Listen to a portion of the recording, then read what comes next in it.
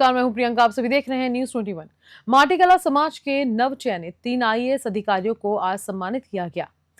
जयपुर के उद्योग भवन सभागार में माटीकला बोर्ड के अध्यक्ष प्रहलाद राय टांक ने माटीकला समाज से जुड़े 3 नवचयनित आईएएस अधिकारियों का सम्मान किया। उन्होंने ज्योति कुमावत, जितेंद्र कुमावत और विशाल माहर को साफा पहनाकर मालाएं और स्मृति चिन्ह भेंट कर सम्मानित किया। झुंझुनू के कमालसर गांव की ज्योति ने दूसरे प्रयास में यूपीएससी में 433वीं रैंक हासिल की। वहीं दातारामगढ़ निवासी जितेंद्र कुमावत ने चौथे प्रयास में 412वीं रैंक पाई और वर्तमान में कानपुर में सीपीओ हैं। इसी क्रम में विशाल माहर ने 714वीं रैंक के साथ समाज का नाम रोशन किया। प्रहलाद टांक ने कहा कि ये युवा समाज के लिए प्रेरणा है और उनकी सफलता आने वाली पीढ़ियों को नई दिशा देगी।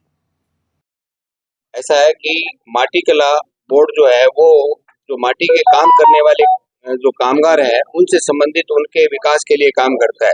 तो उनके लिए मुख्यमंत्री जी ने जो माटी कलाकारों के लिए मशीनें वितरित करने की बात की, उनसे उनकी रोजी रोटी का साधन बनता है।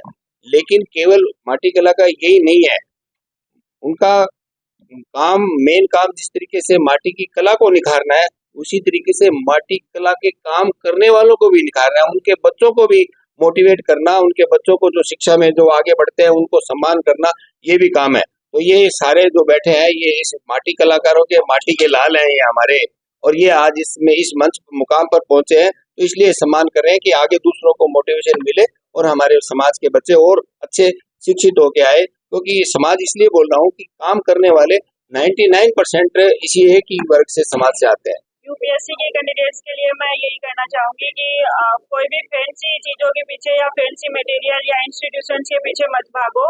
जो भी आपका क्वालिटी का मटेरियल है वो ऑनलाइन फ्री में इजीली अवेलेबल है, तो उसको कोशिश करो कि उसको कलेक्ट करके उससे पढ़ाई करो अपनी, एंड अपना हार्ड वर्क, डेडिकेशन रखो एंड खुद पे सेल्फ बिलीफ रखो, तो सिलेक्शन आपका पक्का है। मैं यूपीएससी कैंडिडेट्स को यही कहना चाहूँगा कि आप गवर्नमेंट वेबसाइट्स फॉलो कीजिए, जो ऑथेंटिक सोर्सेज हैं। गवर्नमेंट काफ़ी पब्लिकेशन निकालती है, नीति आयोग के काफ़ी सोर्सेज हैं, आरबीआई की वेबसाइट पे काफ़ी चीज़ें पब्लिश होती है, आप उनको फॉलो कीजिए और आंसर राइटिंग कीजिए ज़्यादा से ज़्यादा। उनको इवैल्यूएट करवाइए अपने मेंटोर से, उससे बहुत ज़्यादा फ़ायदा होगा। एक्चुअली मेंस एक बड़ा रोल प्ले करता है सिलेक्शन में, तो मेंस में मार्क्स ज़्यादा होंगे तो डेफिनेटली रैंक अच्छी होगी।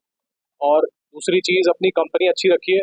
कंपनी का फ़र्क आपको इंटरव्यू में दिखेगा, आपकी एथिक्स में दिखेगा, आपकी जो पर्सनैलिटी डेवलप होगी उसमें दिखेगा।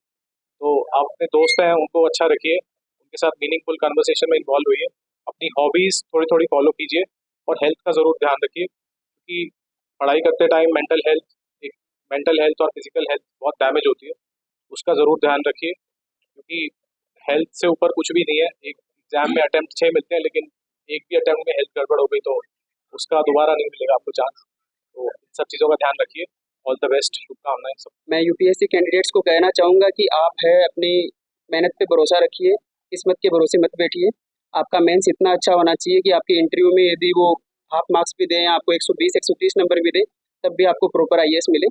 इसके अलावा मैं कहना चाहूँगा कि एक दिन 15 घंटे पढ़ो और बाद में आप पढ़ो ही नहीं 3-4 दिन, तो वो न रखिए। इसके बजाय आप कंटिन्यूटी रखिए, डेली 6 घंटे पढ़िए, बट डेली पढ़िए, डिसिप्लिन में रहिए। और जैसा कि विशाल जी ने कहा कि आप हेल्थ का ध्यान रखिए।